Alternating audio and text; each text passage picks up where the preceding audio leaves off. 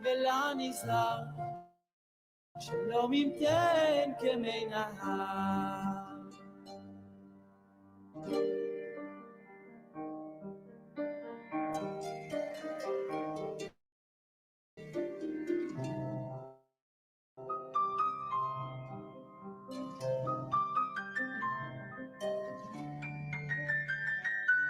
הדוח כמה ונרחיב פה ונמלאנה לשוננו לחרינה דעי חוכמה לנפשך והיא חתר לראשך לצור מצווה אלוקיך שמור שבת קודשך ואור יקרא לבן ענבר וינצורכם כמו בבת ואם שמכם ולא יושבת שבו ונוחו ביום שבת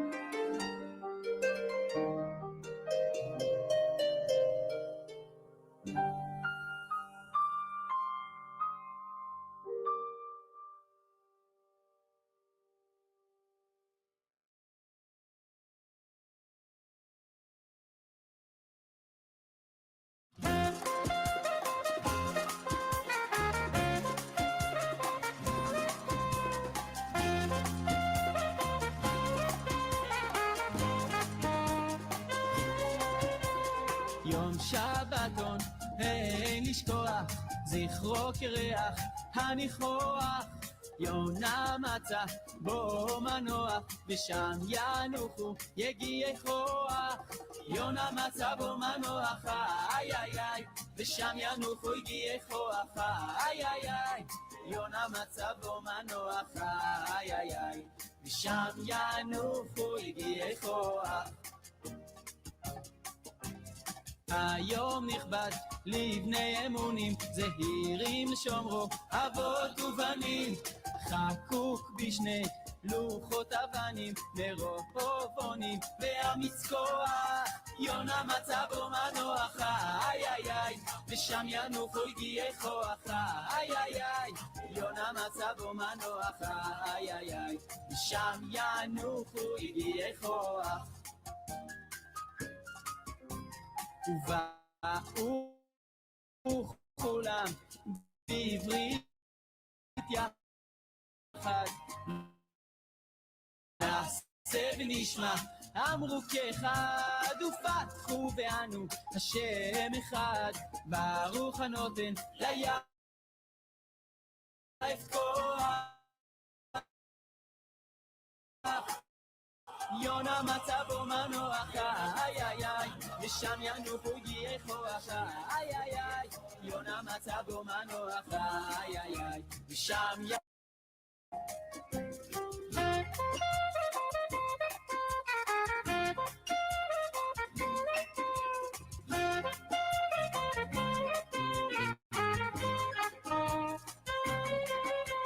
דיבר בקוד שחור ושמור בכל פי ואמץ כוח. יונה מצא בו מנוח, איי איי איי, ושם ינוחו יגיעי כוח, איי איי איי. יונה מצא בו מנוח, איי איי איי, ושם ינוחו יגיעי כוח. העם אשר נע כצאן יזכור לפוקדו ברית ושבועה, לבל יעבור בם מקרה רע כאשר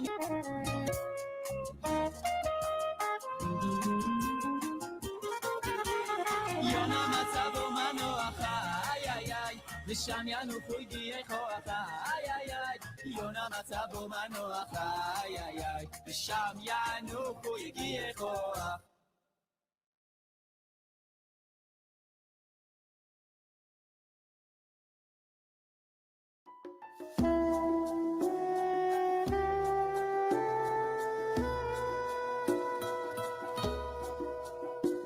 שמרו שבתותיי למען תנקו שפתיי, מי הזיו ברכותיי אל המנוחה כי בטל.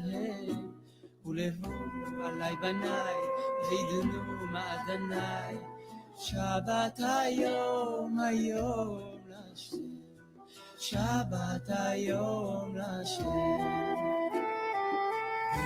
ולבוא עלי בניי וידנו מעדניי, שבת היום היום לשם, שבת היום לשם. לאמר הכירו דרור ונתתי את ברכתי, אישה אלך אותה לצרור, לגלות על יום שמחתי. בגדי שש עם שני להתבוננו מזקניי, שבת היום היום לשם, שבת היום לשם.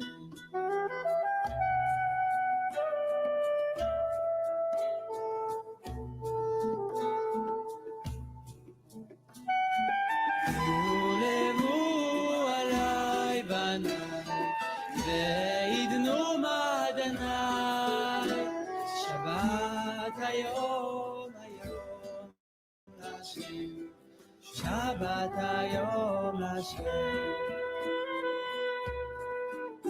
מהרו את המנה לעשות את דבר אסתר, וחישבו עם הקונה לשלם החול ויותר. בדחו אמוני ושטויי נשמני, שבת היום היום להשם, שבת היום להשם. ולבו עלי בניי ועדנו מדניי, שבת היום היום להשם, שבת היום להשם.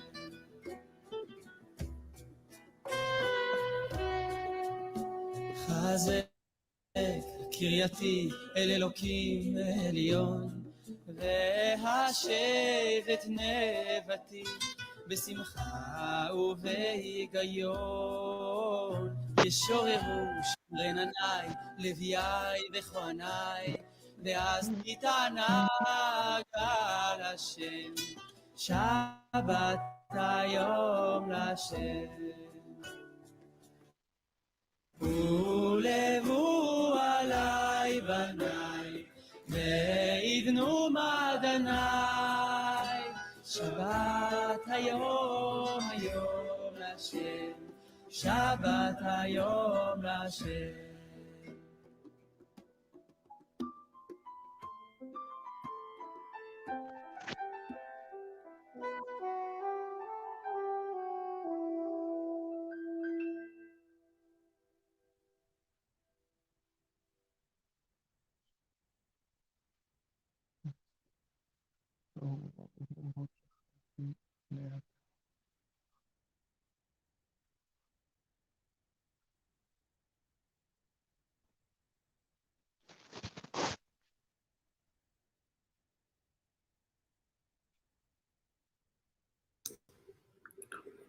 Okay, Shabbat Shalom. Let's do a quick sound check. Can you hear me? Shabbat Shalom, Jacob. Hello. Hello. Yes, I can hear you. Yeah. Welcome, Shabbat Shalom. I'm not sure I know you personally. No, I recently joined your group on WhatsApp. Welcome. Where are you from? Well, originally from Mexico, but I grew up in Alaska. Oh, interesting. Wow. Where in Alaska? In Denali area, Denali, Alaska, and also Anchorage, Alaska. Wow. I've actually been there. I've been right past Denali, and I've been in Anchorage, and then on the way to Fairbanks. I drove to Fairbanks. This was about probably 10 or 11 or 12 years ago. Stopped by the Denali area, and it's absolutely gorgeous. What can I say? It is. Yeah. Wow, that's amazing that you've been up here. It's far away. Yeah, it is. But it's actually it was kind of a dream for me for many years to go to Alaska. I was always fascinated by Alaska. And then the movie, I'm sure you know which movie I'm talking about already, probably, Into the Wild. You know this movie? Oh, yeah. Came out, and that inspired me. Yeah, that inspired me even further. So I said, I've just got to go. But I just hopped on a plane, basically, and just flew up there and just spent about a week exploring. It was absolutely gorgeous. I mean, Alaska's beautiful. Absolutely beautiful. It is. Did you ever go up to the Tectonica River where the guy went from the movie? No. I'm sure a lot of people go there and then they kind of like search it. I think it's a little bit south of Fairbanks, right? Yeah, it's gonna be like near the town of Healy, right above Denali. Yeah. Right. Yeah. No, I wasn't that much of a of a groupie, but I'm sure people go there. I'm sure after the movie came out, and probably even up until now, people go and they probably search out that area pretty well based on the movie. So, and you live in Mexico now? Well, I winter in Mexico. I'll be in Mexico in a couple weeks. Okay. Yeah. So you're in Alaska right now? I'm in Alaska right now, yes. Okay. Yeah. So let's see, it's November, just about now. Oh, it's probably getting pretty cold up there now. It is pretty cool now. Yeah, I can imagine. Yeah, I kind of had an Alaska fascination. I would also there was during my Alaska even before I went there. I remember there's a place called, oh God, what's the name of this city in Alaska? I'm gonna have to remember now. I don't remember the name of the city.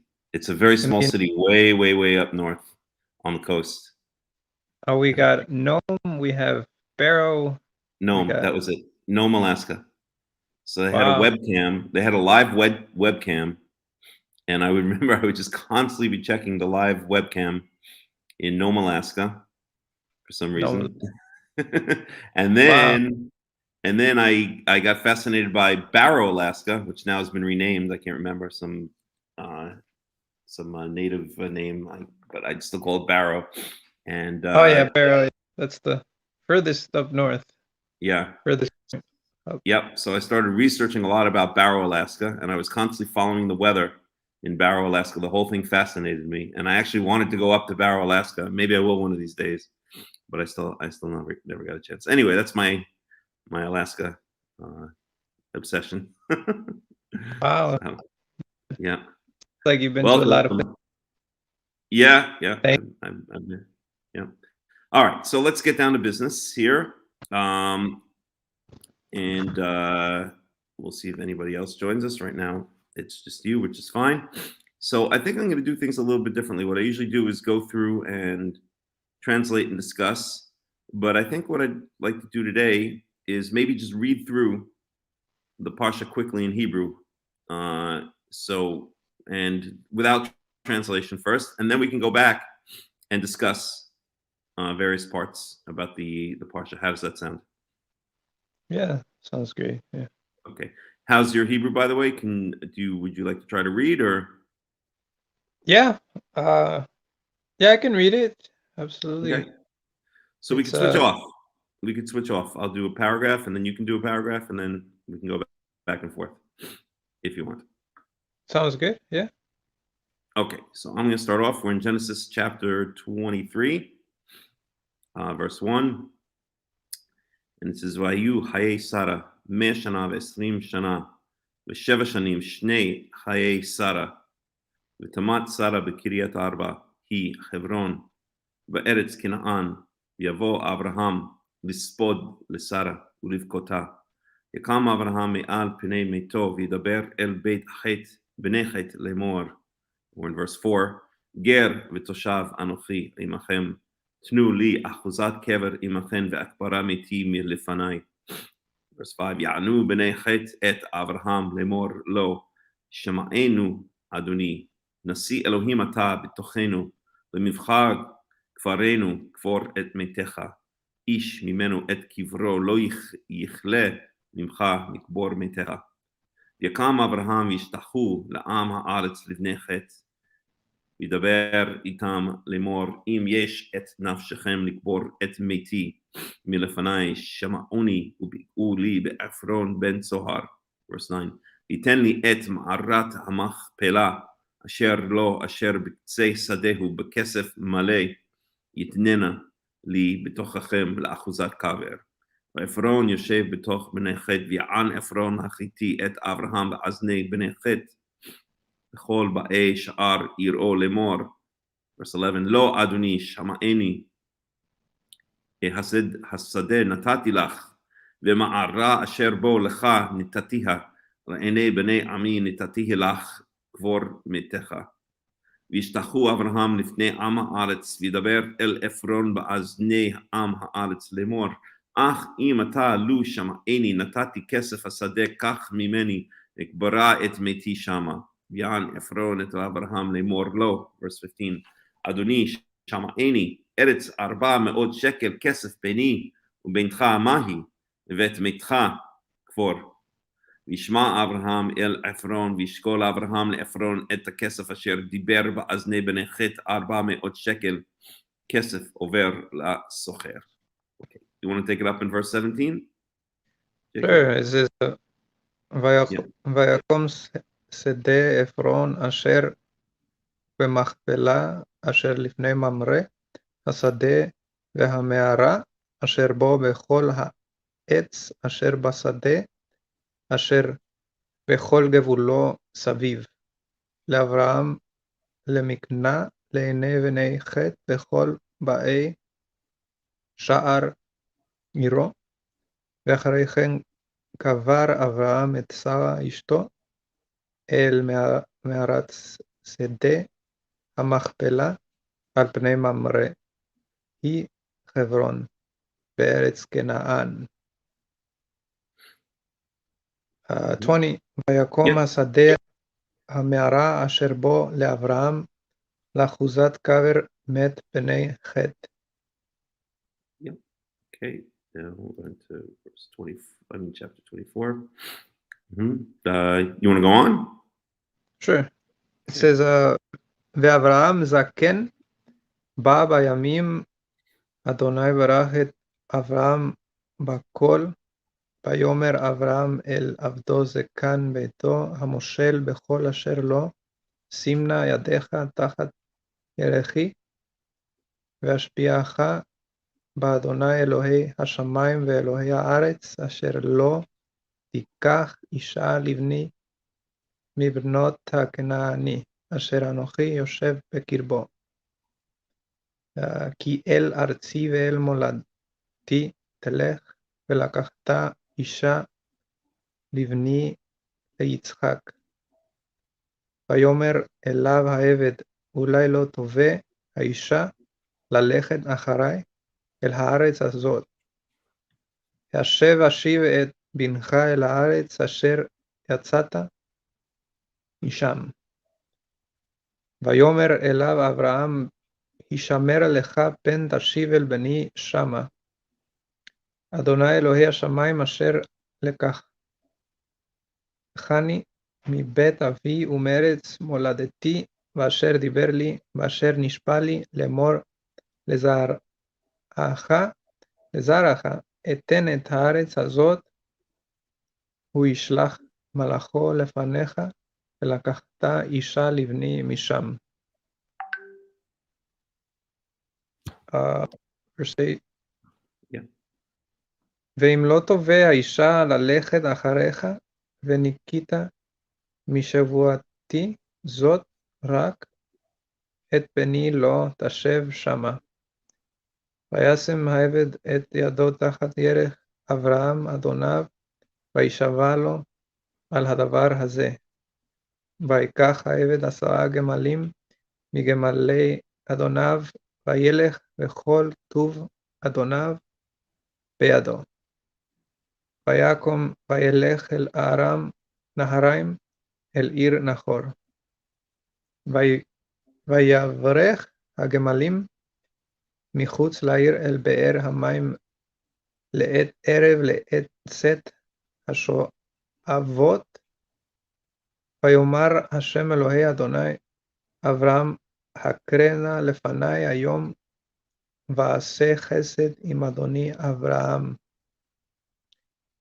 הנה אנוכי ניצב על עין המים ובנות אנשי העיר יוצאות לשאוב מים. 14 too? Yeah, sure.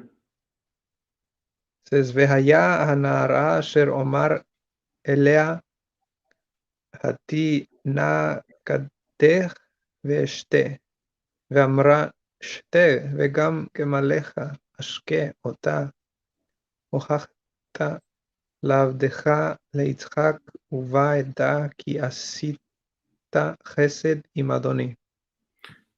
Excellent. Okay. Wow. I can tell by the way you're reading that you don't just read it, you understand Hebrew. Is that correct?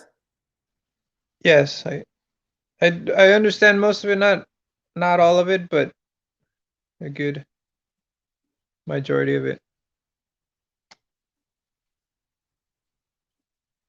Did you live in Israel or you just studied on your own or? Well, I began studying the Hebrew Bible. Oh, there we are. maybe about a decade ago. Hello, Ben and Ariella. Hello, Shabbat Shalom. Okay. Shabbat Shalom. Shabbat Shalom. Shabbat Shalom. We're just having Jacob read, and I was just saying that I could tell by the way he's reading the Hebrew, which is excellent. I love the accent. It's almost, do you have a specific accent that you use? It's almost like a Yemenite accent to a certain degree. Is that what you try to? Does it really? A little bit, I think. I don't know if you're doing it on purpose. Yeah. Like for instance, the way you pronounce the patach and the kamats. Oh wow, I didn't know. it just comes out. Yeah. Any rate, you could tell by the way someone reads the Hebrew whether they understand it or not, because of the inflections and where they pause and all this kind of stuff. You know, someone who doesn't understand it, they'll just read the words, you know, in a very monotone. And someone who understands it, you'll hear their pauses and their inflections. So I could tell by the way you're reading it that you definitely understand the Hebrew well. So very impressive, and I like the way you read. So thank you. Well, thanks. Yep. All right. So we'll go on. We'll start in. So we'll continue reading, and we're up to verse 15. So we're in Genesis chapter 24, verse 15. You should be able to see it on the screen there. Okay. Just 1 second here. I think I'm just going to mute these guys' mics. Ben and Ariella, I muted your mics because it's just a lot of background noise. So if you want to say something, just type in the chat, and then I'll unmute the mic. Okay. I just want to kind of stop the background noise while we're reading. Okay. So we're in where were we? Verse 15. Okay. So we're in Genesis chapter 24, verse 15. And for Ben and Ariella who just joined, I decided to do things a little bit differently this week. First, we'll read through the Parsha just in the Hebrew without any translation, just to get a feel for it and, you know, to get an idea of the storyline. If you want, you can follow along. Whoever wants can also follow along in the English, but we'll read it just in the Hebrew. And then we'll go back and we'll translate and we'll speak about specific verses and parts of the storyline, et cetera, et cetera. So, okay, we're in verse 15 here. ויהי הוא טרם קילה לדבר, והנה רבקה יוצאת אשר יהודה לבתואל בן מילכה, אשת נחור, אחי אברהם, וקדה על שכמה, והנערה טובת מראה מאוד, בתולה ואיש לא ידעה, ותרד עינה, ותמלא קדה ותעל. ירץ העבד לקראתה, ויאמר הגמיעיני נא מעט מים מקדך, ותאמר שתי אדוני, ותמהר ותורד קדה על ידה ותשקהו, ותאכל להשקותו, ותאמר גם לגמליך אשאב עד אם כאילו לשתות, ותמהר ותער קדה אל השוקת, ותרץ עוד אל הבאר לשוב ותשב לכל גמליו. Verse 21. והאיש משתאה לה מחריש לדעת היצליח יהוה דרכו אם לא. ויהי כאשר כאילו הגמלים לשתות, ויקח האיש נזם זהב, בקע משקלו ושני צמידים על ידיה, 10 זהב משקלם. ויאמר בת מי את? הגידי נא לי, היש בית אביך מקום לנו ללין.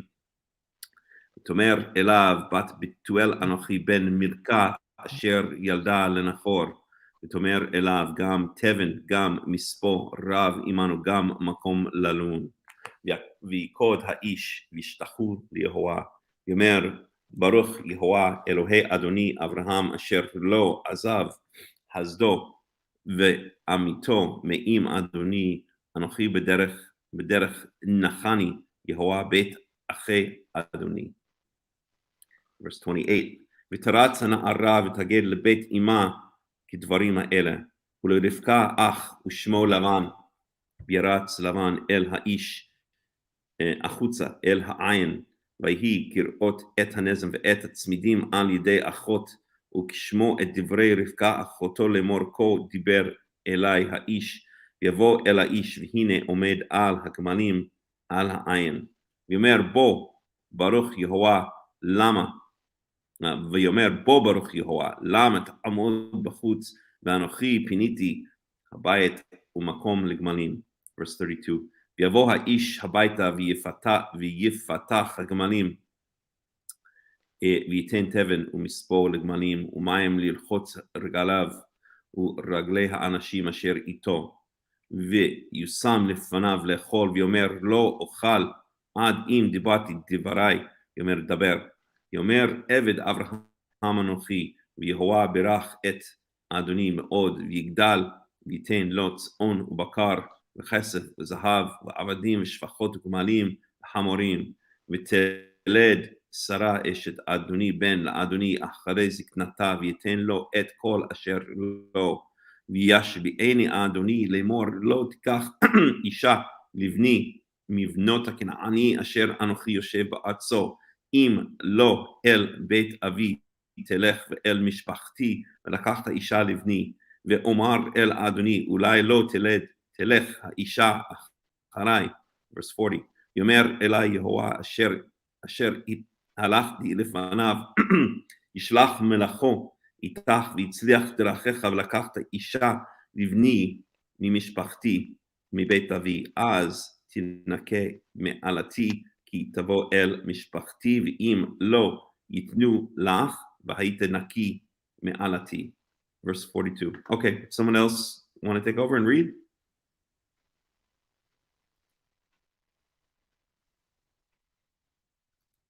Jacob or Ben and Ariella? Okay. Let's see. You got us.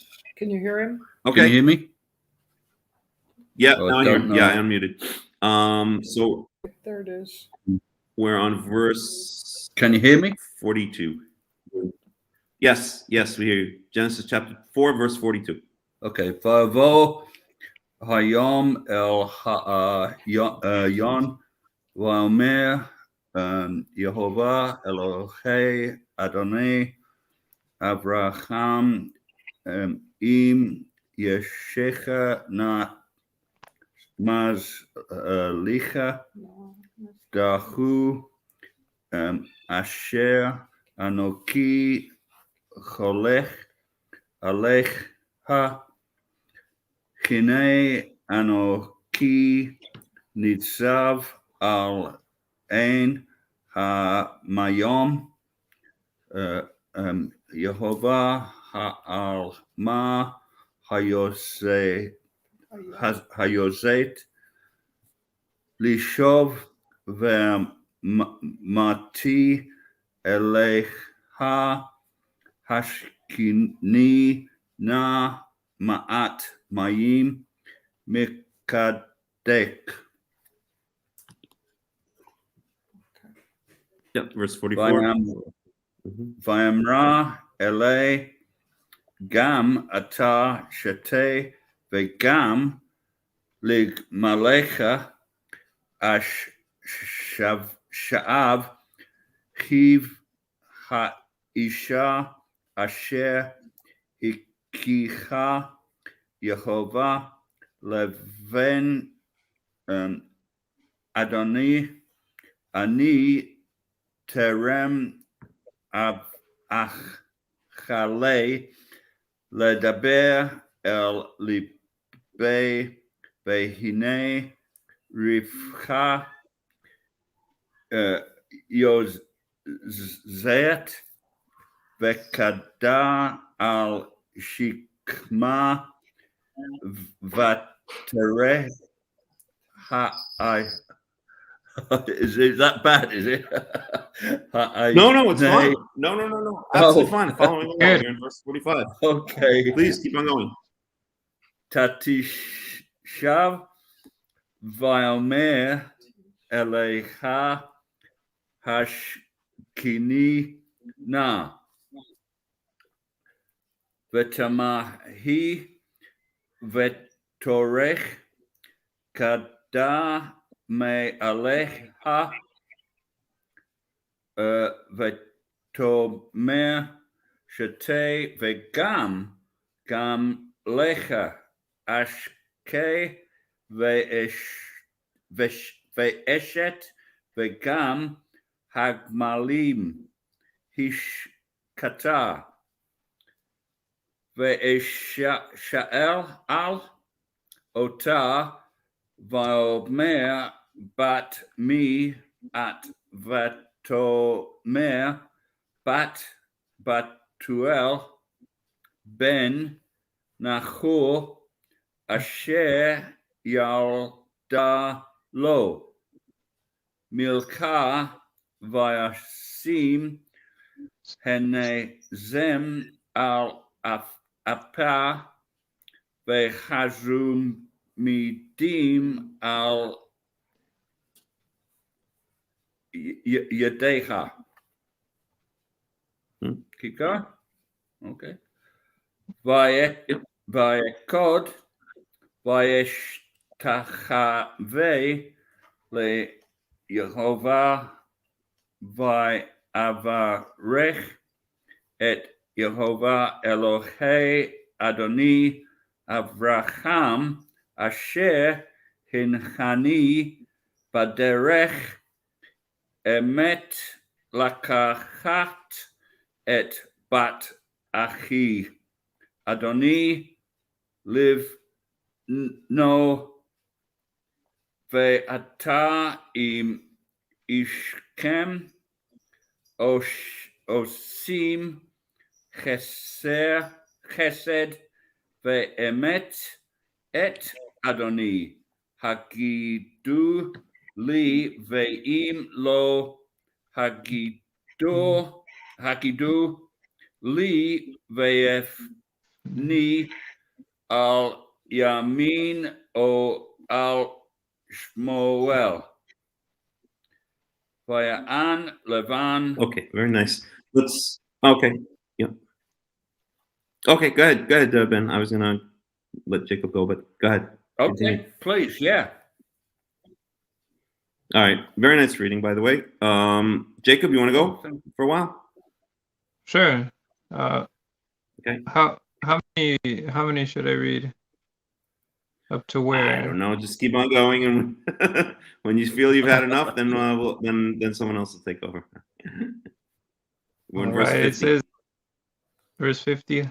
Vayan Lavan uBetuel vayomeru מאדוני יצא הדבר לא נוכל לדבר אליך רע או טוב.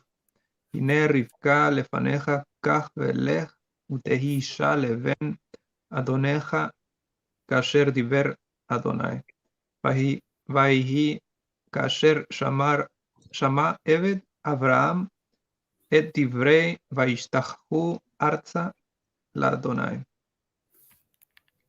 ויוצא העבד כלי כסף וכלי זהב ובגדים ויתן לרבקה מגדנות נתן לאחיה ולאמה ויאכלו וישתו הוא והאנשים אשר עמו וילינו ויקומו בבוקר ויאמר שלחוני לאדוני ויאמר אחיה ואמה תשב הנערה איתנו ימים או עשור אחר תלך ויאמר עליהם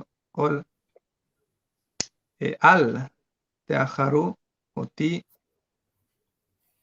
ואדוני הצליח דרכי שלחוני ואליך לאדוני. ויאמרו נקרא הנערה ונשאלה את פיה. ויקראו לרבקה ויאמרו אליה התלכי עם האיש הזה ותאמר אלך. וישלחו את רבקה אחותם בעת ונקטה ואת עבד אברהם ואת אנשיו. ויברכו את רבקה ויאמרו לה אחותנו את היי לאלפי רבבה וירעש זרח את שער שונאיו. ותקום רבקה ונערותיה ותרכבנה הגמלים ותלכנה אחרי האיש ויקח העבד את רבקה וילך. ויצחק בא מבוא באר לחי רועי והוא יושב בארץ הנגב.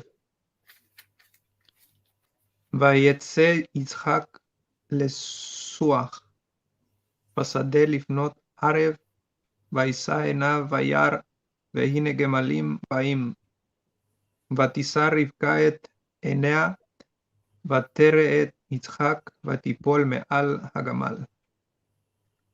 ותאמר אל העבד, מי האיש הלזה ההולך בשדה לקראתנו?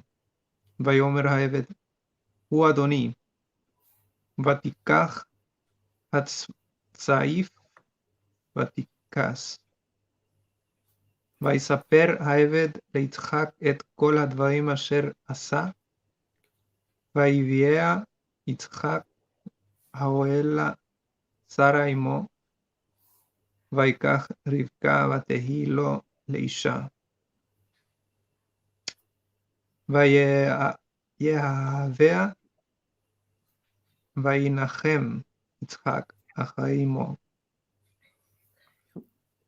And verse 25, and I think we go down to, let's see here. Again, we're just following the rabbinical portion because that's what everyone else in the nation is doing. So just to stay kind of synced with them for no other reason. There's nothing canonical or nothing, necessary to do this portion this week. We could be learning anywhere, but just staying synced with the rest of Israel, which are reading this portion. So we go up to verse 25, chapter 25, verse 18. So let's see, we're in chapter 25, verse 18. And okay, I'll read a little bit now, I guess. Did you say 18? Verse 18?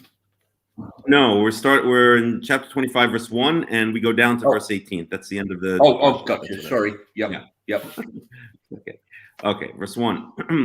ויוסף אברהם ויקח אישה ושמה קטורה. Wait a second, something doesn't make sense. Did we skip something? No, we didn't. Okay, fine. My mistake. 21. Okay. Yeah. Chapter 25, verse 1. ויוסף אברהם ויקח אישה שמה קטורה ותלד לו את זמרן ואת יקשן ואת מדן ואת מדיין ואת ישבק ואת שוח ויקשן ילד את שווה ואת דדן, ובני דדן היו אשורים ולטושים ולאומים, בני מדיין איפה ואפר וחנוך ועבידה ואלדאה, כל אלה בני קטורה. ייתן אברהם את כל אשר לו ליצחק, ולבני הפילגשים אשר לאברהם נתן אברהם מתנות וישלחם מעל יצחק בנו בעודנו חי קדמה אל ארץ קדם. Verse 7. ואלה ימי שני חיי אברהם אשר חי מעט שנה ו70 שנה ו5 שנים. ויגבר ימת אברהם בשיבה טובה וזקן ושבע ויאסף אל עמיו. יקברו אותו יצחק וישמעאל בניו אל מערת המכפלה אשר אל שדה עפרון בן צוהר החיתי אשר על פני ממרא. השדה אשר קנה אברהם מאת בני חת שמה קובר אברהם ושרה אשתו. ויהי אחרי מות אברהם יברך אלוהים את יצחק בנו וישב יצחק אל באר לחי רועי. ואלה תולדות ישמעאל בן אברהם אשר ילדה הגר המצרית שפחת שרה לאברהם. ואלה שמות בני ישמעאל בשמותם לתולדותם, בכור ישמעאל נביות וקדר ועדבאל ומבשם ומשמה ודומה ומסע חדד ותימה יתור נפיש וקדמה. אלה הם בני ישמעאל ואלה שמותם בחצריהם ובטירותם. 12 נשיאים לאומתם. ואלה שני חיי ישמעאל 100 שנה ו30 שנה ו7 שנים. ויגבר ימת ויאסף על עמיו וישגנו מחבילה עד שור אשר על פני מצרים bocha ashura al pnei kol echav nafal. That's it. That's the end of the parsha. So, okay. So now we can go back. Well, does anyone have any general comments or any thoughts or any things that they would like to ask or focus on? Yeah, we've got a question, if we may. Yeah, of course. Right at the beginning of the parsha, at the end of verse 2, and you may have touched on this already before we came. We were there, but we forgot to hit the start button, so sorry about that. Yeah, no problem. The last word on number 2 is Valiv Kota. Valiv Kota. Correct. And the kuf is smaller. The cough. The cough. Yeah, the cough is smaller. Is that signifying a burial? No. A lot of these things are, I don't see it here. I see it only on the screen. So you're saying in the printed Torah, it's the kuf is smaller, huh? Yeah. The kuf is actually smaller. The second Right. kuf. Was it? Yeah. Okay. Yeah. Let's see if I can bring up if that was significant in any way. No, a lot of these, no, absolutely not. The rabbis, and specifically the later rabbis, because they're using the Masoretic texts, you'll never see this, as far as I know, in the earlier rabbinical writings, such as the Mishnah, the Talmud, because this is all long before the Masoretic texts were popular. These are all Masoretic artifacts, so they could be scribal errors. Sometimes the letter might have been made small because of there was a mistake and then an erasure and a correction on that particular text. It might signify something that they wanted to draw attention to, perhaps for the other scribes to be careful there. There might be many other reasons. So really, it would need a complete analysis. First of all, you'd have to compare the different texts. So if you compare the different Masoretic texts, does that occur in all of them? Right? Is that kaf always small, or is it just one of the texts? If you want, we could look into it a little bit. It might be interesting to look into it. I would certainly learn something myself, because I can't claim to be an expert on the nuances of the Masoretic texts themselves. So we could certainly look into it and see. But generally, those are kind of artifacts. You could say scribal artifacts from the texts, the Masoretic texts themselves. Okay. And they don't usually imply any kind of hidden mysteries. There's in one place there are upside down nuns, and there are places where letters are raised, or letters are smaller, or letters are larger, and it doesn't seem to imply any kind of kind of mystical secrets being conveyed by the Torah. But let's go for a little bit. Let's see if I can bring up a copy of. Can I ask you a question? Yeah. We don't usually like to read the rabbinic commentaries, and they are in this stone chumash, but it says that his grief was hidden in his heart, which obviously it's a rabbinic thing. But if it was just a mistake, or it's something that they made something out of a myth, it'd be interesting to know, or made something out of a mistake to make it say something that it didn't say. That's exactly what they did, and again, you have to realize, okay, think about it, okay? The ancient Torah was not even written in the Assyrian script, in the script, right? It was written in the Paleo Hebrew script, okay? So, and there was certainly no Masoretic texts back 3,000 years ago, or even 2,000 years ago, when or let's say 3,000 years ago, when this was 3,000 plus years ago when this was written down, and in ancient times in Israel. Hold on one second. I apologize. I'm sorry. These cats both have, I did not feed any cats. They both have to go outside. Okay, both of them. Okay. Okay. So, I mean, you have to think about it in its historical context, that these texts, the Masoretic texts, didn't even exist until the 7th century, 6th century, 7th century, 8th century, right? So it's highly doubtful that in the ancient Hebrew, yeah.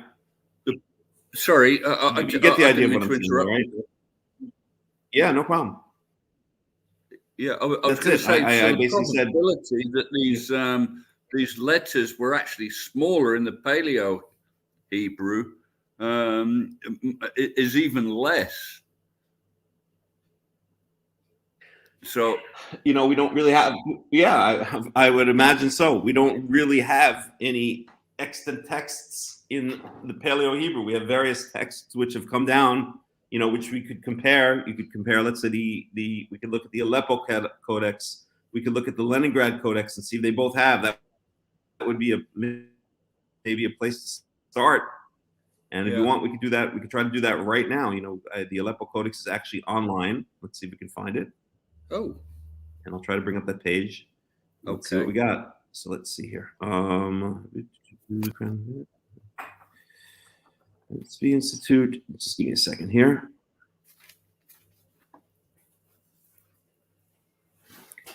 Aleppo Codex online. Under the auspices of Leningrad Codex is on the web. Brandeis. Let's try that. Aleppo Codex. Complete and visually accurate version of the Aleppo Codex can be here. Okay, aleppocodex.org. I'm going to go to it. And let's see. I'll share the page when I bring it up. It's just opening different tabs. So if I share, it's just going to jump from page to page. So let's see what we have here. Okay, one second here. Well, let me try to bring this tab up now. 1 second here. Stop screen. Share screen. Chrome tab. And this is this.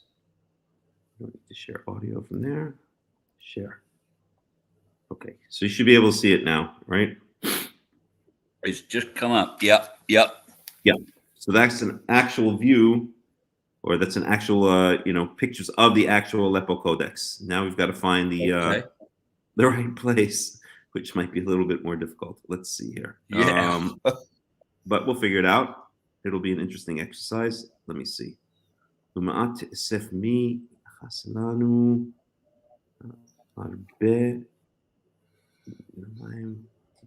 think we, believe it or not, Ravati V'yayin, no, that's not it. 1 second here. So these are all like folio pages, and we'd have to connect them. Okay, let me see here. That's incredible. Yeah. And the Aleppo Codex is in Jerusalem, in the Israel Museum. What's that? I've got to go and see it. Mm-hmm. Yep. And you can see all the Masoretic notes. Okay. Yeah. I'm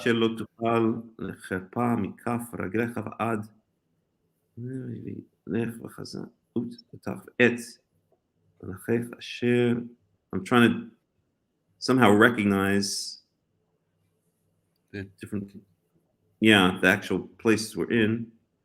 Let's see here. Oh boy. Oh God. Okay.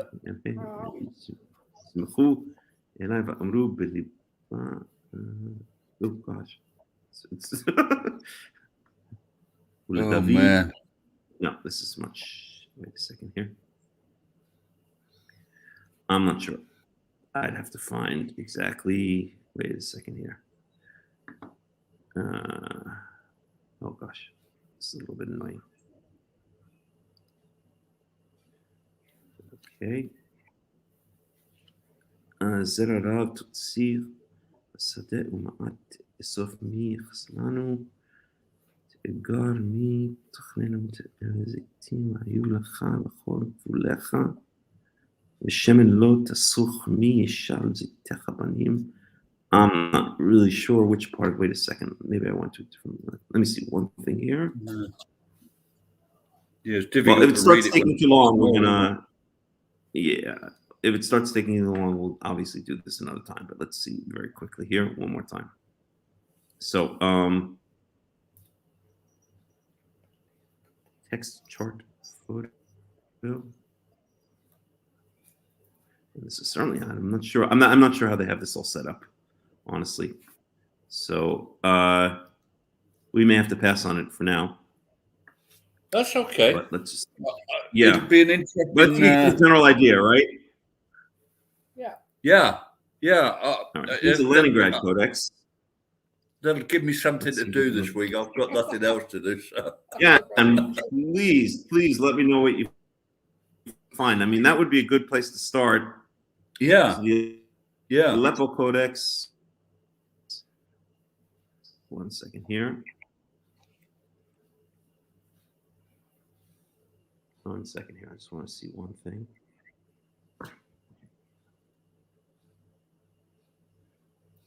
Okay. 40% of the manuscript, including the majority of the Torah section, was missing.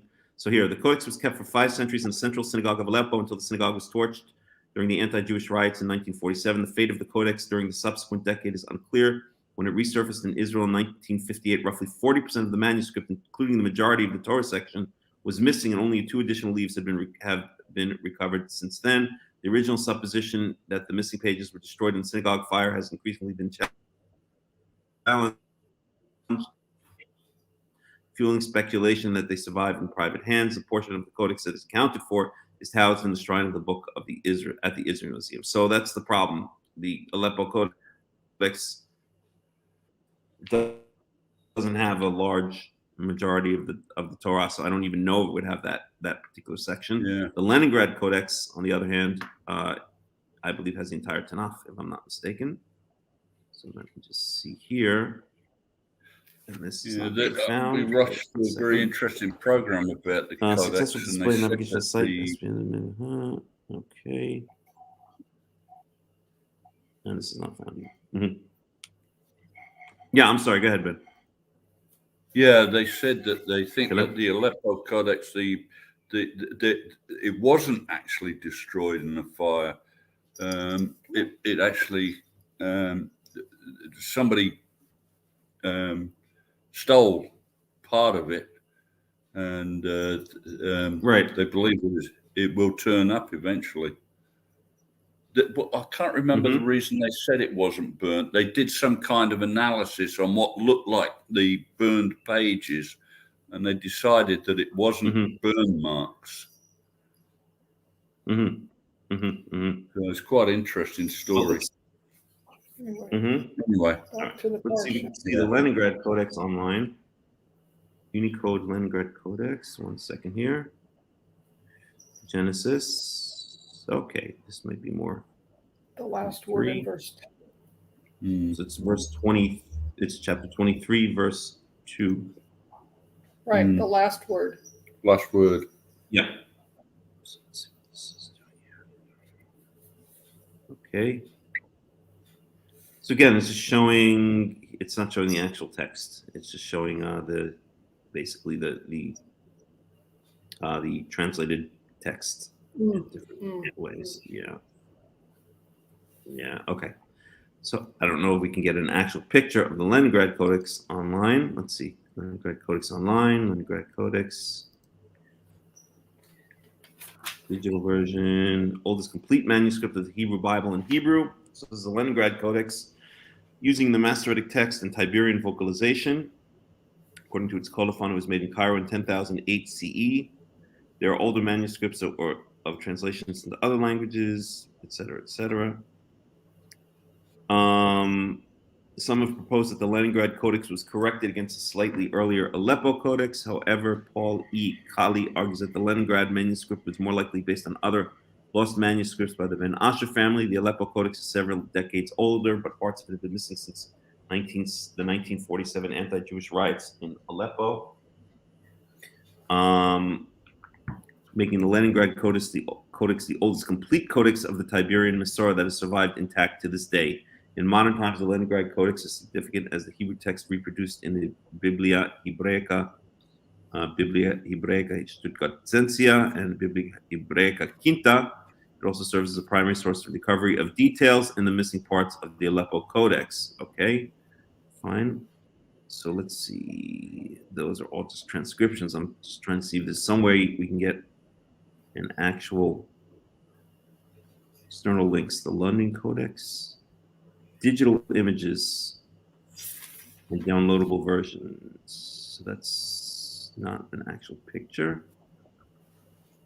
Full online digital images, book by book. Let's see if I can bring this up. 1 second here. Share screen. Home tab. Share. Flies. Really annoying the heck out of me. 1 second.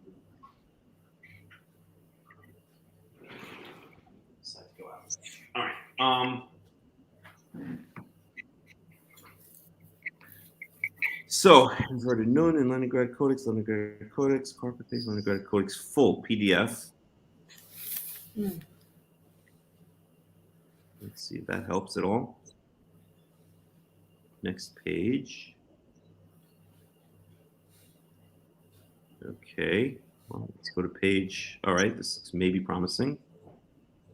I don't know. I'll go to page 80. Let's see where that ends up. So there you can see you see the actual picture, right? Yeah. It's very small. Very small, Okay. yeah. It isn't showing up in the middle. Let's see if I can make a little bit. Yeah, that's from All right, 1 second here. Wikimedia. Yeah. There we go. Yeah. Where's the Yeah. beginning of the chapter? Yeah. We'll start So over leave here. it Sebebetchem, Kol Ochal, Zid Nefatan Nefesh Ahi. No, this is already past. Let's try page 40 for the heck of it. Let's see where that ends up. No, let's try page 30. Hard to No, let's even try page 20 because we're only in Genesis. Yeah. Okay. Let's see what we got here.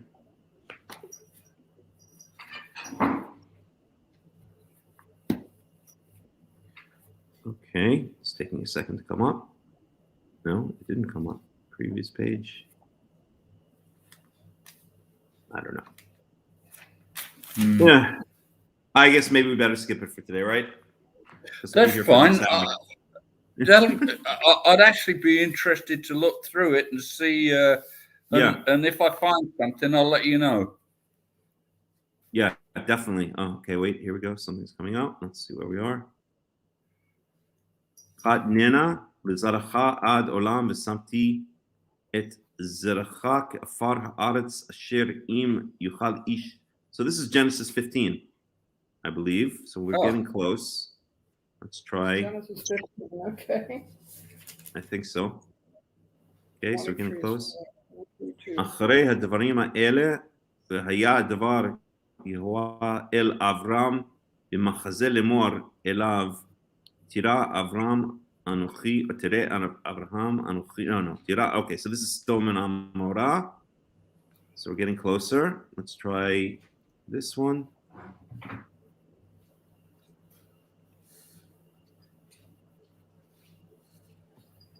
Taking a second to come up.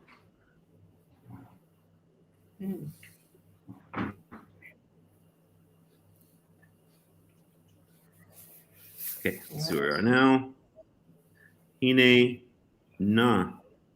Let's read that. Suru na el beti. Lechem v'ilinu v'lechatzu raglechem. So this is, I believe this is, wait a second. Low key, okay, this is Sodom and Amorah. Let's go up to here. Abraham, Shema v'hana'arat tovat mareh me'od bitula v'ish lo ya. Oh, this is it. Here we are. V'tired ha'ayna v'timale kada. Okay, so this is our parsha right there. V'ta'al. Yeah. We're getting close. V'ta'ali. It's a little hard to see what that is. What's that? Well, you read something that said where he swore on, put your hand on my thigh. I'm thinking that is where he asked his servant to make sure. So it must have been a little bit before that.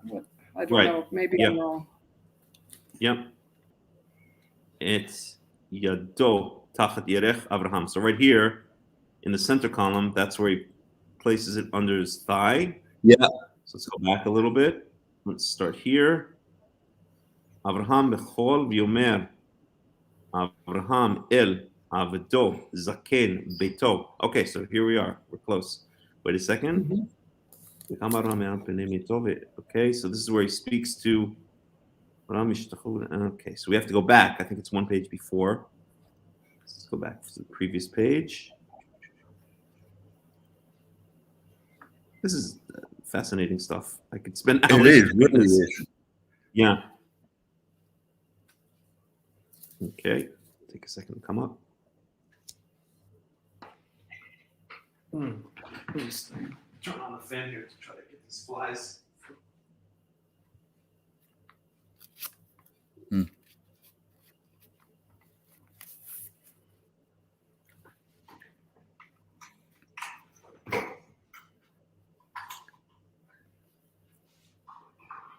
There you go, Vahiyu. So let's see. There you go, right there.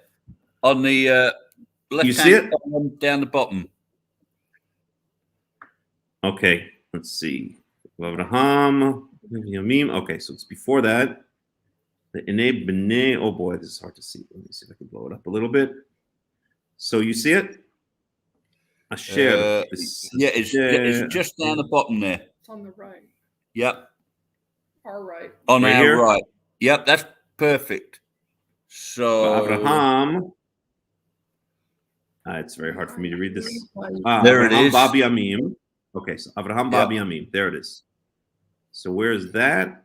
Abraham Bab Yamim is which verse? it's the end of verse 2. The last word in verse 2. No, that I know, but I'm saying where. Sarah believe Kotav. Sarah. Yeah, but do you see it on the text? I'm looking for it. Le Sarah. Yeah. There it is. It just jumped. Lifnei. Saviv. Where'd it go? Okay, it's coming down here.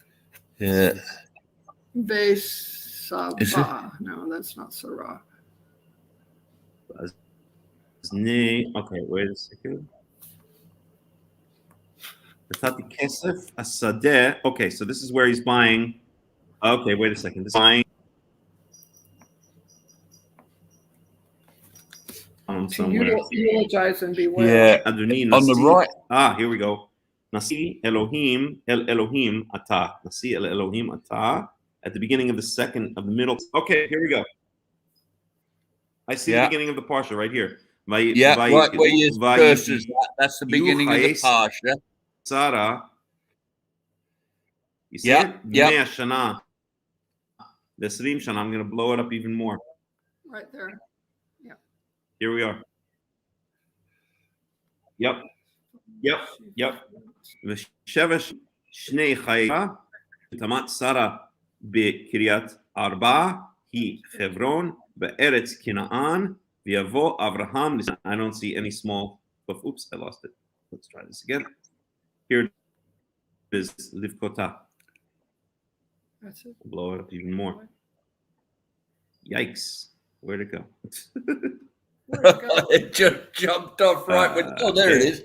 All right, so where we at? Bayik.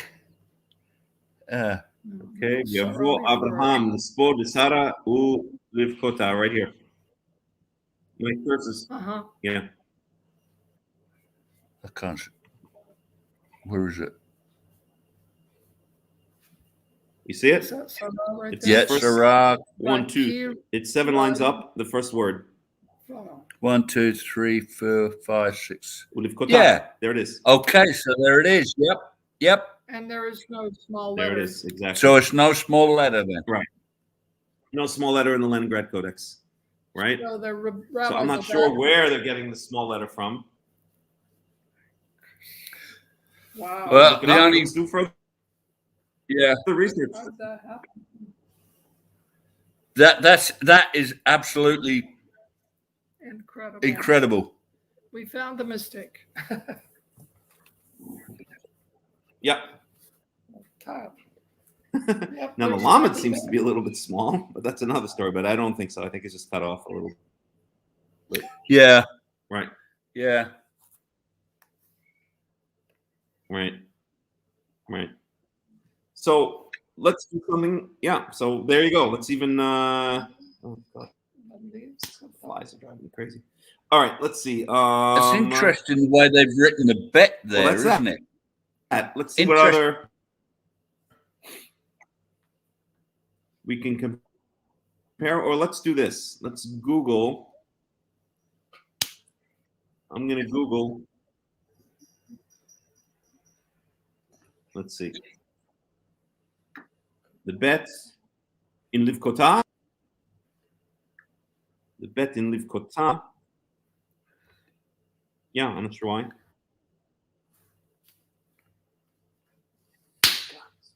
Flies driving me crazy. All right, let's do this. So that is Genesis 23:2. So why in Genesis 23:2? 1 second.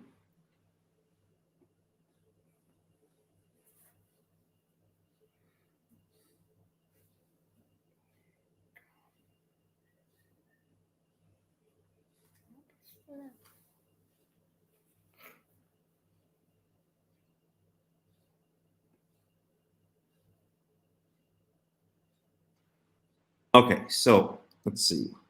Small coffin Nivkota, where Abraham mourns Sarah. So let me put this up now. So we do share, stop screen. Now, I don't know if Jacob was, I guess he dropped out and then came back. I don't know. All right. Oh, So let's see here. Share screen, Chrome tab, share. Okay, so now you can see this. So let's go here. Small kaf in livkota. The word livkota is written with a small kaf in the Sefer Torah. Bal HaTurim explains that Avram only cried a little bit, and therefore there's a small kaf. Blah blah blah blah blah. Chazdei David explains per Rashi that says bas kaf kibas kaf liyofi, that Sarah was as beautiful as 100 years old. As okay, so that's Rashi. Sefer Ziknei Machane Yehuda, in the name of Rabbi Shalom Shachana Melublin. So these are all medieval sources we can see, right? These are not old sources, right? Yeah. So Agreed. that implies, let's see, an orthographic note. Okay, let's try this one.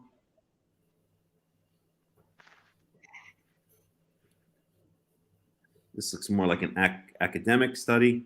The final word of the second verse in this week's parsha. No, if it says this week's parsha, we know it's religious. is written in the Torah with a minuscule letter and Sarah, blah, blah, blah. There is a classic teaching of the Baal Shem Tov. We don't need to hear that. There is, however, a second way of looking at the small kaf based on a comment of Philo of Alexandria. Okay, so that's already getting back to Second Temple times. Yeah. Who, in his Questiones on Genesis, noted that Avram only came to eulogize Sarah and to weep her, but the scripture does not report the act. Okay, perhaps then, no, it's not. So Philo did not make a comment on the small kaf. They're just using Philo they're just quoting Philo. Okay, so forget about that. Why would the it whirlwind? be Jews. Okay, doesn't seem to be. There doesn't seem to be any. No. It's the idea that his grief would be diminished in the doesn't make a earlier lot of sense when he lived yeah, for I'm sorry, that amount of time. I'm sorry, say again? He'd lived with her for how many years? Well, it doesn't matter. But he lived with her for a long, long time. Right. And you wouldn't think that after that length of time, he's going to go to all the trouble of finding a suitable burial cave for him and her. And yet his grief is diminished. Right. But then the question is it really a diminished form of that kaf? Right. Is that something the rabbis threw in there? Because, I mean, the commentary I read would make more sense if it is diminished, is that he made it appear that it was diminished so that he could do what he was going to do with Ephron and the cave of Machpelah. But, if it isn't even there, what are we discussing it for? Would he hide his grief to be able to make the negotiation. Yeah. Sorry, I keep pulling up Spanish. Right. Well, exactly. So what we're really seeing here from I would say, investigation. This codex, the kaf is not reduced. So it's not coming from. It's not in all of the Masoretic texts because it's not in the Leningrad Codex. Okay, so then we see from the various commentaries that all of the commentaries about the reduced size in the kaf seem to be so far coming from medieval commentators. Mm-hmm. Okay. It doesn't say something like it says in the Talmud, Masechet, whatever, that the kaf is reduced. These are all medieval commentators so far, right? Yeah. So, let's look at this one. Just added. So, from putting those two pieces of evidence, which may or may not be correct, it would warrant further investigation. But putting those two pieces of evidence, it would seem that some medieval commentators had a copy of a text where the kaf was reduced. I don't know if it's one of the Masoretic texts or if their own copy was floating around. That they had some copy where that kaf was reduced. And then they made this drush. They made this midrash based on that reduced kaf and whatever copy they were referring to or whatever tradition they heard. Maybe it was some Sefer Torah somewhere in who knows in Italy that had a reduced copy of the kaf, and all of the rabbis heard about this, or they were using that text or some copy of that text, and so they made up this story about the reduced kaf, right? Yeah, could be. Yeah. Well, they've made up plenty of stories, that's for sure. Right. Yeah, that's for darn sure. Okay, wait 1 second here. Let's see here. Our attention is drawn to the small kaf in the final word. There are many interpretive possibilities here. One is that the kaf is written small, so it's distinguished from the bet that precedes it. So here's one scribal explanation, that the kaf is written small to distinguish it from the bet that precedes it. The two letters do look alike, but by this reasoning, the kaf could just as well have been written large. Another solution would be regard the little kaf as spurious, and to drop it, the word would now be livta for her daughter. And Abraham proceeded to mourn for Sarah and for her daughter. That doesn't make sense. No. Or maybe, hold on a second, there is an opinion recorded in the Talmud that in the next chapter, when we were told that the Lord blessed Abraham, it means that Abraham could. Forget that. That's irrelevant. So the kaf is small to teach us real men don't cry. Balaturium. And we can go on and on, right? I mean, if you want, I don't mind digging in a little further because this kind of stuff is fascinating. So again, what we're seeing here is all of this, a very different approach is taken by the Balaturium, Rabbi Jacob ben Asher, 1269 to 1343. So another medieval rabbinical commentator. He finds that it's possible to conclude that Sarah brought about her own death because of the small kaf, blah, blah, blah. So these are all, so there doesn't seem to be any reference to the small kaf going back before the Middle Ages, right? So that would imply that these rabbis were looking at some Middle Age document, right? Some copy of the Torah that was floating around the Middle Ages. I'm not sure which one, but let's just see a little bit more. Wow. And that is as usual. Bible study tools. Comment. You know what? Oh, let me look at my my guy who I always look at. 1 second. See what Robert Alter has to say. Oh, okay. Let's see what Robert Alter. He often comments on this kind of stuff. Not necessarily, but he might. Let's see what we got here. Okay, I've heard his name before. He's supposed to be quite a powerhouse as a translator, isn't he?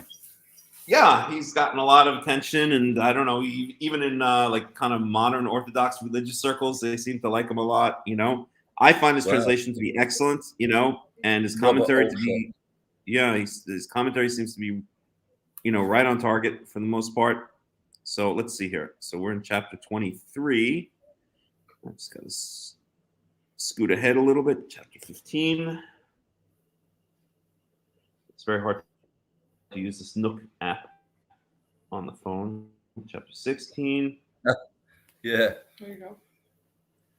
It would be interesting to see where the textual source of the small kaf is. That would be the first thing that I would want to look at. Where was it first used? Yeah. Yeah, where's that small kaf coming from? In which text?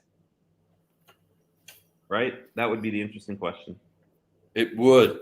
That'd be a very interesting question. Yeah. But you see, this is the way that we as Karaites should be analyzing. We should never be taking for granted anything, any translation or any commentary that the rabbis, and sorry to say even some of the Karaites, will tell you. But we should always be investigating for ourselves. That's what it means. That's what it means. Right? Search well in the scriptures and don't rely on my opinion. We're supposed to be doing analyses of the things we hear, and realize that a lot of what we hear is garbage. Quite frankly, there's so much garbage floating around. Unfortunately. Okay, here we are. Sarah's Hebron in the land of Canaan, okay. And 27 years, the years of Sarah's life, and Sarah died in Kiryat Arba, which is in Hebron, in the land of Canaan. And Avram came to mourn Sarah and to keen for her. It says, footnote, Kiryat Arba, which is Hebron. Okay. City, perhaps. No, he doesn't give any commentary on this. City of 4, perhaps a reference to its being a federation, a possible meaning of Hebron, a 4 townlets. Alternatively, the name might refer to 4 hills, but some scholars think the earlier name is a Hebrewisation of a non-Semitic place name that wouldn't. Okay, so it doesn't say anything about it. He doesn't say anything about it. Let's go back to here a little bit and see what we might be able to find here. An undersized kaf. There's death.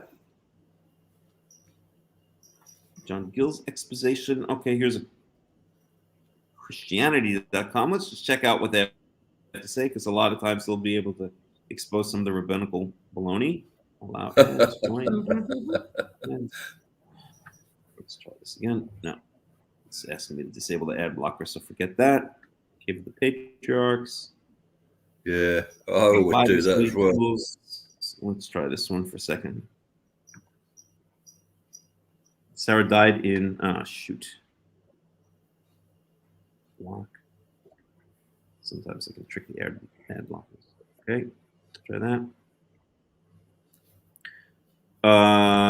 blah, blah, blah, blah, blah, blah. The Hebrews observed that the word weep for one of the letters is lesser than usual, in which they think denotes as weeping but little, but both phrases put together. No, again, it's not referring to anything important there. Commentary on Genesis 23 by Matthew Henry. Okay. 3 to 15. All right. For death. True mourner. He did not only, so this is some kind of religious commentary. David Guzik beliefs. Whatever the heck that means. The Blue Letter Ministry. My system is infected with 3 viruses. Okay. Oh, shoot. How do I get out of here? All right. Yawn. Yes, I think I'll leave that site. Let's go back to here. Judaism. Okay, sometimes you can find interesting. Let me just go back to Stack Exchange here. So there's a lot of opinions. Phrase. Kaf refers to the clapping of mourners. See Rashi. No, there's nothing else here. 1 second.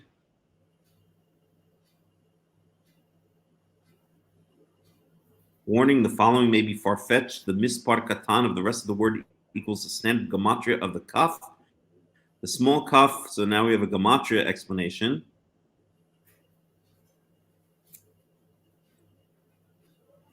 All right. Maybe we should give it up here, right? Because we'll be here for the next hour and a half. Oh, yeah. Study light. Everything. Let me just look one more time if I can see any kind of normal explanation. So, yeah, once you start getting into the gematria and that, we dropped that. Yeah, you know, because something's a little bit off. Quite add up. Yeah, equidistant letter sequences in the book of Genesis. Here we go with that. Okay. Torah. Excuse me a minute. I've got to jump out a minute. Yeah. All right. Any rate, if you do investigate it, let me know what you find. You'll be back. Yeah, no problem. Well, if you do investigate it, let me know what you find. We will. This is fascinating. Yeah, it's good stuff. But what we can clearly see is that it's coming from some rabbinical. It's coming from medieval rabbinical commentaries, and who knows what text they're basing it on, and it's not in the Leningrad Codex, so that's Right. that. Let's see if we can maybe bring up another. 1 second here.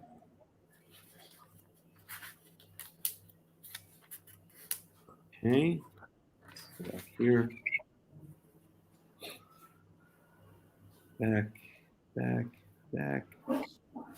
Leningrad Codex.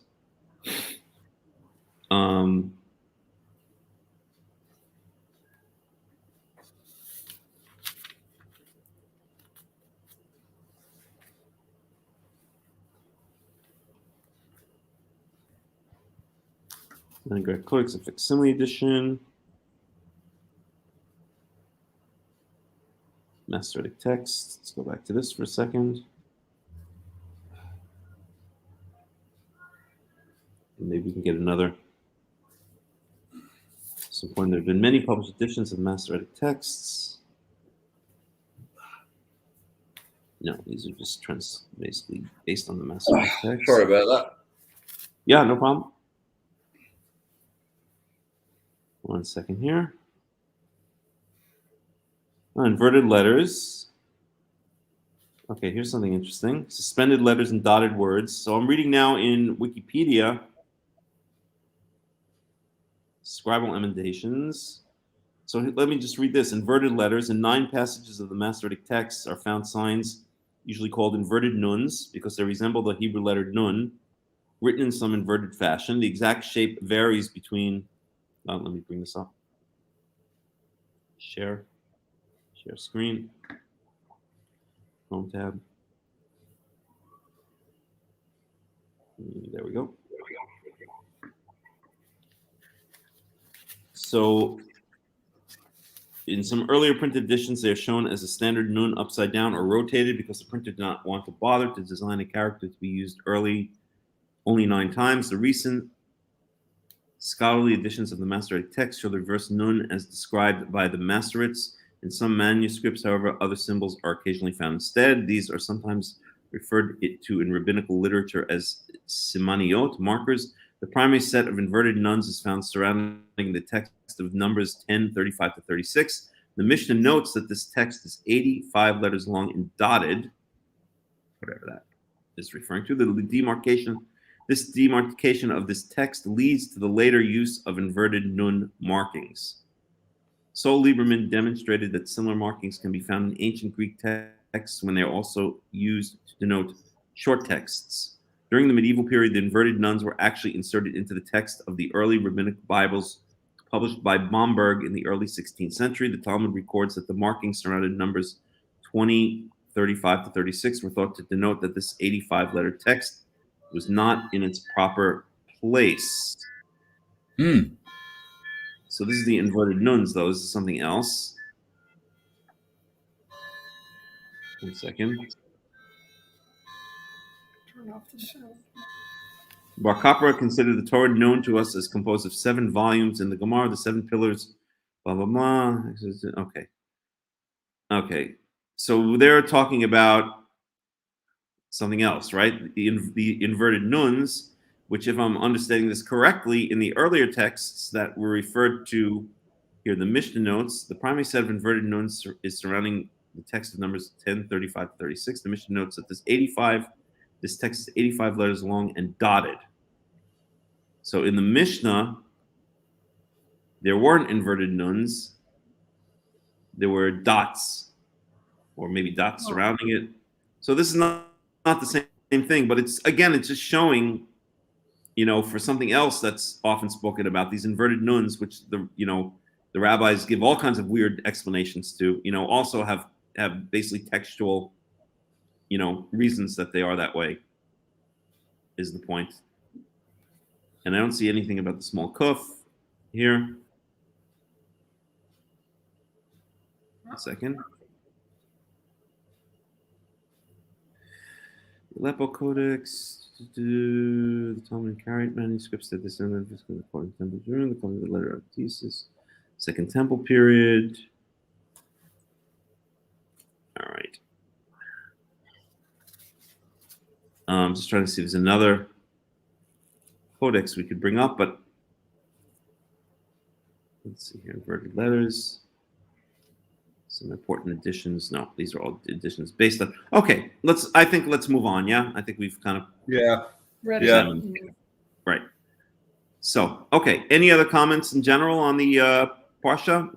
Maybe we'll go for another half an hour until half past the hour, and then we'll take a break, and then we can learn again later in the day if you guys want. Wonderful. Yeah. Well, thank you for that. I didn't mean to take up all the time with just that, but no, it's really good actually, because it's important and it's interesting, and it's the kind of thing I love looking into also. Yeah.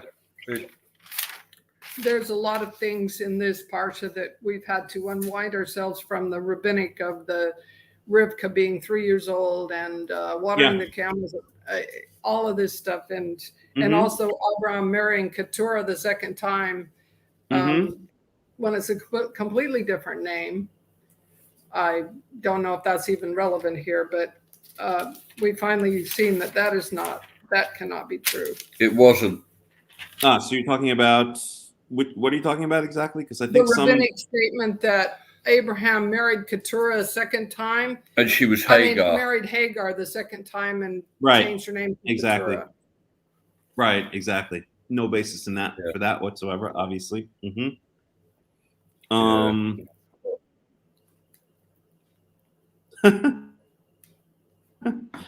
Yeah, there are a lot of there's a lot of rabbinical myths that have worked their way into the basic understanding of what the Torah is, or the various verses in the Torah, and it's it takes years and years and years. It's almost impossible to completely free yourself of all of them, because Yeah. you constantly have to be checking.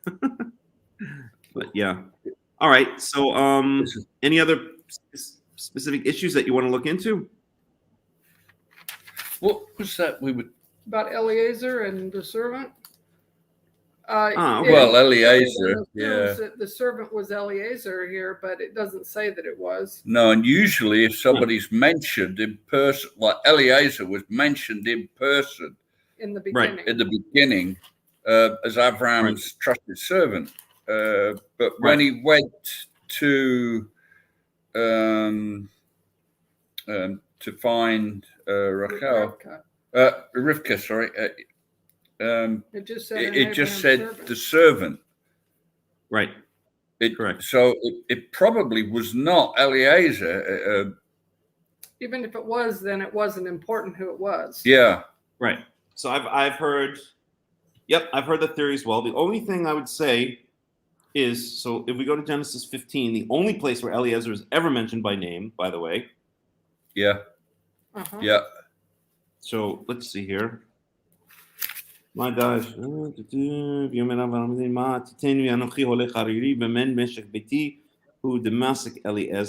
So let's just look up Eliezer here for a second. So yeah, so Eliezer, we can see by the concordance here on the right. Yeah. He's never that. There are other Eliezers, but that Eliezer is never ever mentioned again, right? Yep. Uh-huh.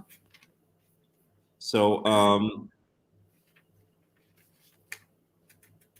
but it does say here, Anochi holech ariri uben meshek beiti hu Damasik Eliezer.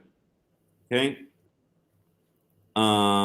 So the head of my household, basically. Yes. So they translate meshek as heir. In modern Hebrew, meshek is like an economy, a market. Well, let me just look at this for 1 second. Meshek. So this also only appears in one place. Yep. Oh, Meshek. does it? The word meshek, yeah. Oh. In modern Hebrew, the word meshek means like a marketplace or economy or meshek. Yeah. Like marketplace. So noun, acquisition, possession, question mark. So they don't even know what it is. Meaning conjectured from context. Terminology of mimshak and mashoch. Only Eliezer. So, okay. Son of acquisition. He is to acquire, the heir of my house. Possibly changed from Moshe. Okay. Yeah. So they don't even know. Well, it stands to reason that at that point in Avram's life, Eliezer was a very important person because he was going to inherit everything from him. But the Well, here's something servant, interesting. Yeah, I'm sorry. Yeah, I'm sorry. Go ahead.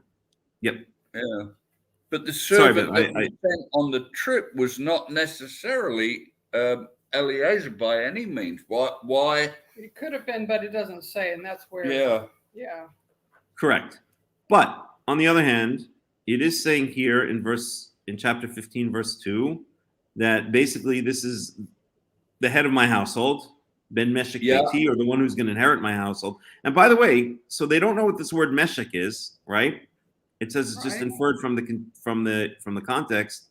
But look here, Damasek and Meshek, they're basically, Damasek is Meshek with a daled before it.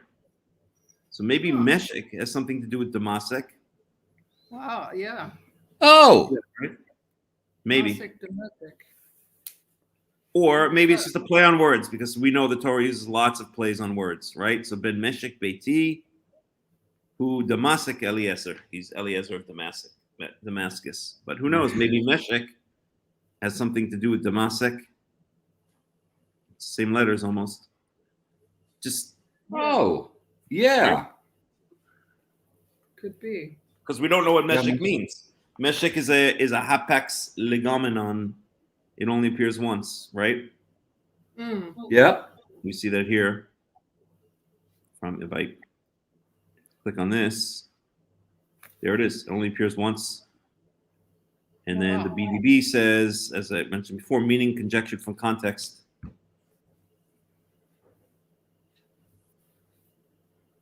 So, so that being said, so Eliezer is definitely the head of the household. So now we go back to, so let's leave this up, chapter 15. Let me bring this over to another tab. And put it here. We don't need this anymore. We don't need this anymore. We don't need this anymore. And now let's go back to Genesis 23. Mm-hmm.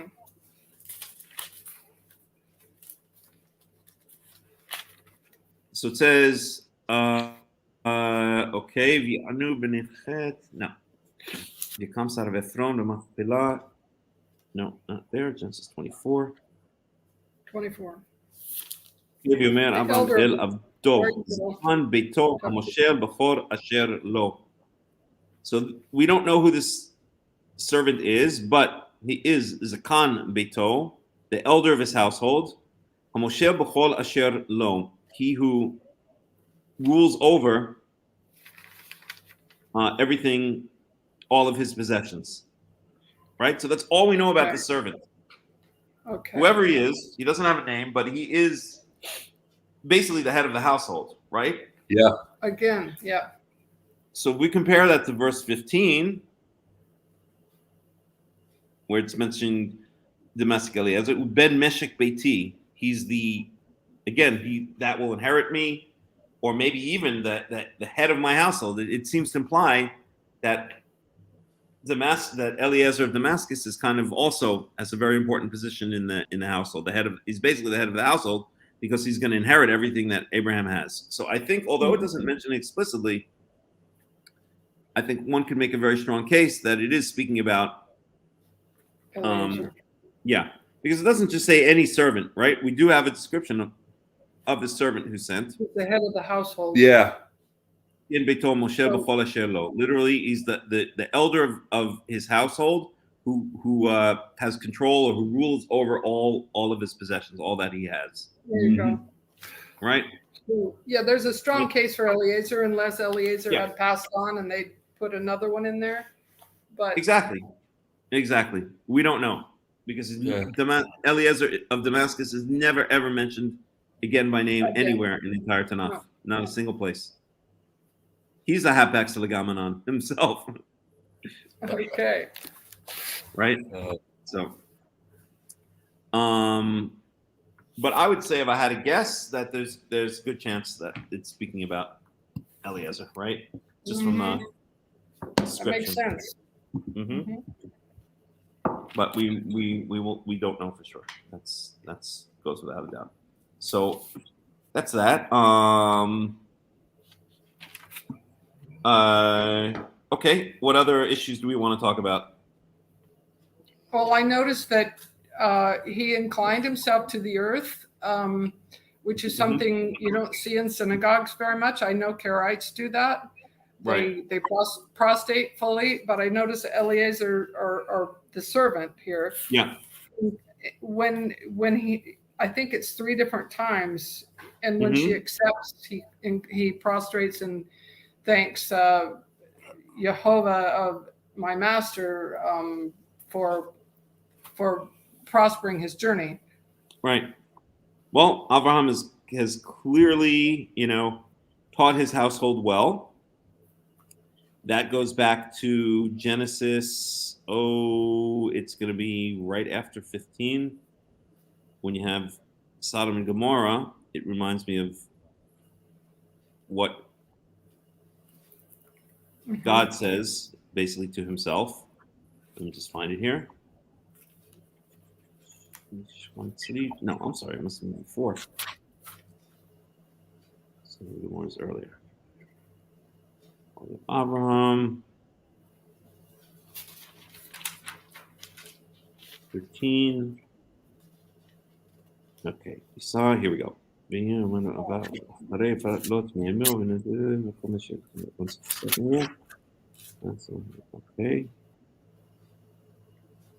14, the War of the Kings.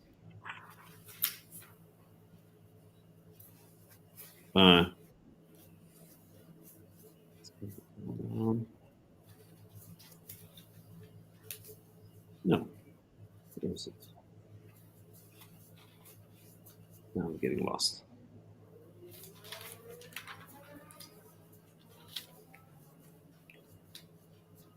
One second here. You looking for Sodom? Yeah. 18, I think. 18? Yeah. 18, yeah. Okay. There we go. Okay. So let me just find one. Elav Sarah Ishto. Elav Yira Ine Shlosh Anashim Nitzavim Elav. All right. Okay. Okay. Yakum Misham Anashim Yashkivu Tzalim. Okay. Here it is. לגוי גדול ועצום ונברכו כל מיני בארץ כי ידעתי למען אשר יצב. Okay. את ביתו אחריו ושמרו דרך. Okay, so here, so verse 19 is what I'm referring to. We'll start in verse 16, okay? ויקימו משם או יקומו משם האנשים וישקיפו. Okay, we'll skip that verse. Yeah, the kid who ever should do charity justice. Yeah, but the one I'm referring to is verse 19, ki yadativ. So why does God? Okay, we'll start in 17. Yehovah amar hamichaseni me Avraham asher ani oseh. So Yehovah said, shall I keep from Avraham? Shall I hold secret from Avraham that which I'm going to do, that which I'm about to do? And Avraham, verse 18, Avraham hayo yeh. Avraham will certainly be a great nation, Batsum, and a giant nation, and through him will be blessed all the nations of the world. Because I have known that he will command his sons and his household acharav after him, v'shamru derech Yehovah, that they shall keep the way of Yehovah, lasot tzedakah, to do justice, and umishpat, and justice, and how do you translate that again? I can't remember. Another form of justice. Translate the character, but it's not. Well, mishpat is like a judgment. In order that Yehovah will bring upon Avram all that he has spoken about regarding him. So we see here that Abraham's, or that Yehovah doesn't want to hide what he's going to do to Sodom and Gomorrah, because he has commanded his household, his children, and his household after him to keep the way of Yehovah. So he's obviously, instilled in his entire household, his children, and at that point he has Ishmael as his child, and aside from that, he's instilled in the rest of his household, meaning, I guess, the various servants that were part of his household. And remember, a servant wasn't just like a slave that lived in the hut in the backyard and picked the crops. The servants were really kind of part of the household, Yeah, they were part of the family, really. Very much so. So much so that they could even be circumcised and essentially become gerim. Essentially, they could bring the Passover sacrifice, as it says in Exodus 12, and they basically become part of the family. They basically become Israelites for the most part. So So we see that there's already indication there that Abraham has instructed his household well in the ways of God.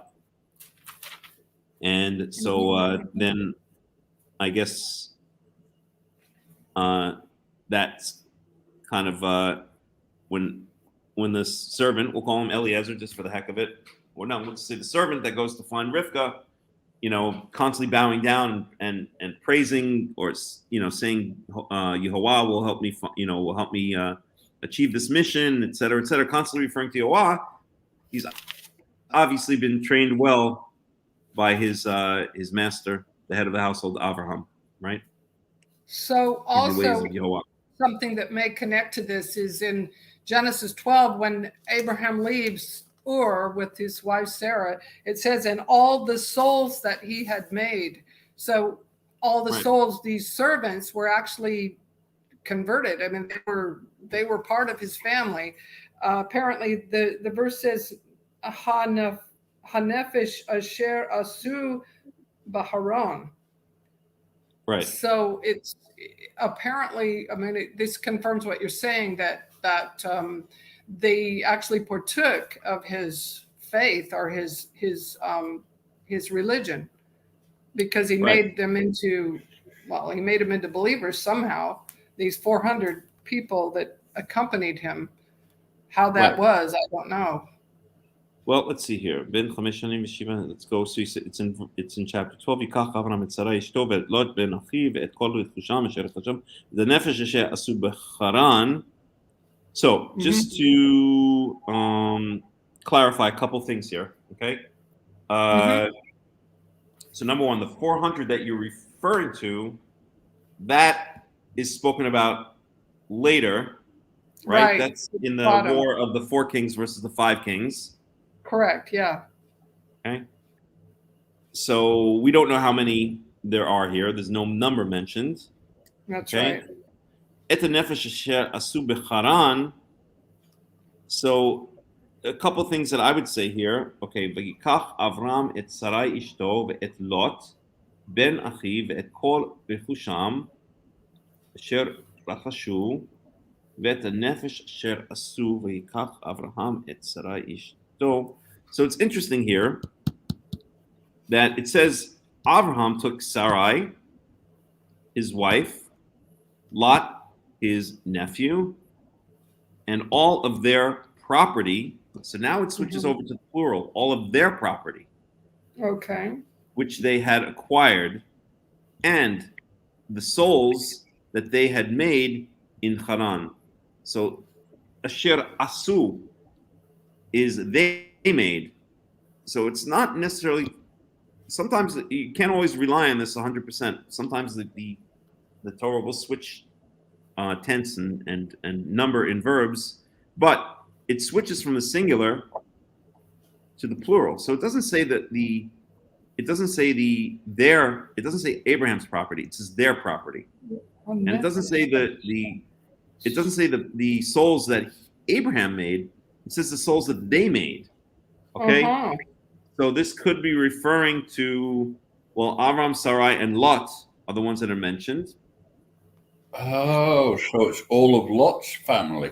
Perhaps, but did Lot have a family then? We don't know. That makes more sense. It's possible, but Lot didn't have a family. I mean, Lot did have a family, right? Because he had his 2 daughters right after Sodom and Amorah, right? Who got him drunk and had relations with him. So maybe it's referring to Lot's family at that time. Okay. Exactly, because we don't know what Lot's family, how big Lot's family was. Right. Exactly. We know that he had 2 daughters that came with him, but who stayed behind? But it looks like it's in the singular here, hanefesh, not nefshot. In verse. Well, that's the thing. It is in the singular. You're right, but a lot of times it's. And here, if you see, I click on it here, and it's giving me the translation as the people, right? So I don't know. I think that's the NIV. But the point is that a lot of times the singular can be used as, I guess you can call it the collective or the abstract singular. Sense, yeah. Yeah, exactly. Just like frozen. People is technically a singular word, right? It's not. There we go. Oops. Yeah. You okay now? So. For instance, I don't know. Blood, I guess, is a good example. Is a singular word, but it can refer to many blood cells or something like that, right? I don't know. I can't think of a good example right now, but I think here, yeah. Israel is the nation of Israel, whatever, the people of Israel. The people of Israel. There you go. So here, I think it's referring to it's using a singular word, but it's using it in collective. Freezing up.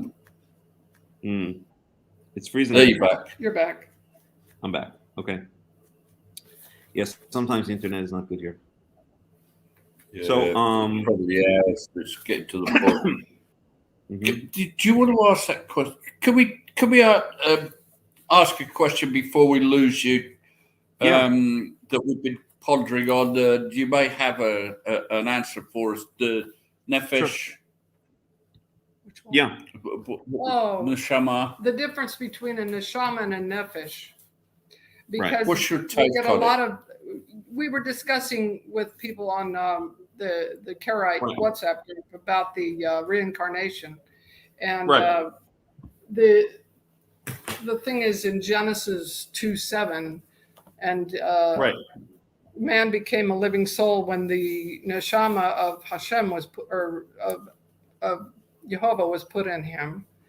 So it's like it took two parts. It took the Yeah, but it divine doesn't part say that. and the human body.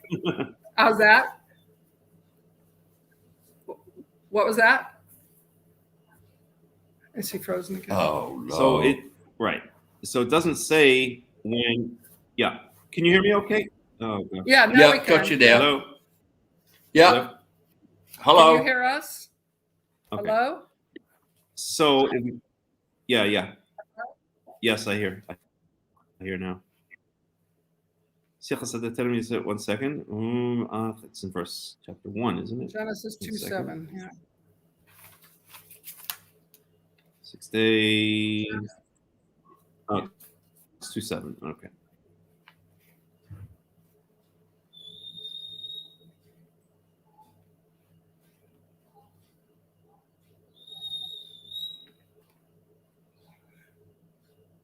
So,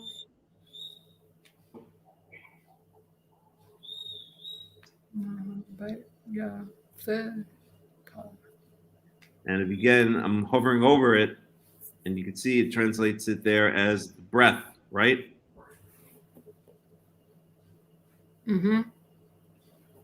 Where are we? Where is verse 7? 5. Can you guys hear me okay? Yeah, we can hear you okay. We're looking. Okay, Hello? I'm seeing number 7 now. Hello? Hello? Hello? Okay. Can you hear us? Yeah. Okay. Yeah. Vayetzar Yehovah Elohim et ha'adam. Yes, I hear you. Okay.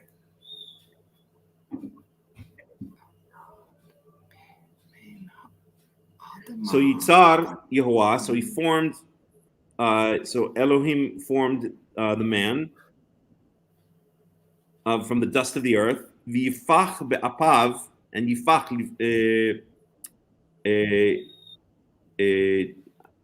yifach means to breathe or to blow into. So literally it says he blew into his nostrils or into his nose the breath of life. That's all it says. It doesn't say nishama is not the soul, it's the breath. Okay. Okay? This whole idea of nefesh and nishama and all, A living soul. At the end it says la nefesh haya. right. So nefesh is usually, again, it doesn't imply a form. Okay, so the rabbis have this idea of animals have a nefesh and human beings have a neshama, right? That's what you're referring to. Different levels of the soul, right? Mm-hmm. So I don't think that the word neshama, in this case, it doesn't. No, that's not a biblical concept. Okay, neshama just means a breath, and I don't think it's ever used ever aside from this verse here. I'm going to click on it again and see. Nishmat ruach chaim. Okay, well, there's already a contradiction to what the rabbis say. Kol nishama, kol nishama. So, yeah. Okay, so let me find you a contradiction now, and we'll end it on that because for the simple reason that my battery is about to die. But here we go. That's fine. How about this for a nice verse that contradicts? He's dead. Verse You died 7:22. again anyway. That's all right. Go for it. Verse 7:22 is the Noah's Ark thingy. Yeah. Right? Okay, so we'll go to verse 21.